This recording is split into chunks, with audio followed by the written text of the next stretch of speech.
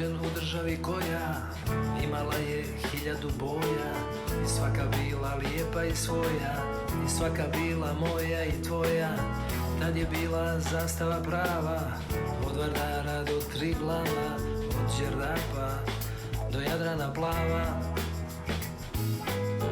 Pjevali smo lijepe pjesme, niko mrziti se ne smije, samo dobar čovjek budi, jer svi smo samo ljudi. Idoli su bili naši, udarnici, akcijaši, gradili smo fabrike, pruge i voljeli jedni druge. Tad sam bio građanin svijeta, voljela me cijela planeta. Živio sam svaki dan, nesvrstan i slobodan. Pjevali smo hej Sloveni, da li srce kucalo meni.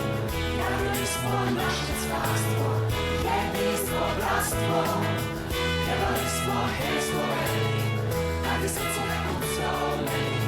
Gradili smo naše carstvo, jedinstvo, bratstvo. Nijedna naša republika ne bi bila niko i ništa da nismo svi zajedno.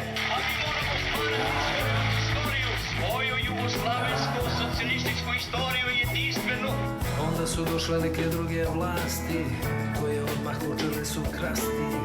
Prodali su fabrike, pruge i prodali jedni druge.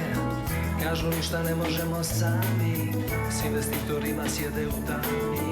Prave tajne ugovore da prodaju i zemlju i more. Pjevaju nam druge pjesme, niko voljeti se ne smije.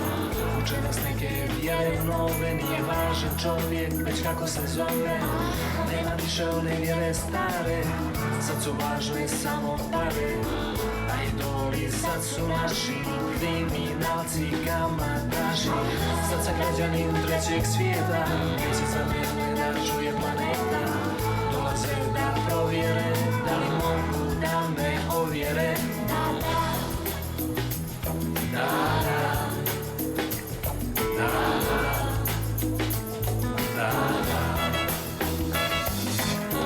Jeste sada hej Sloveni, šta sanjam kucao meni.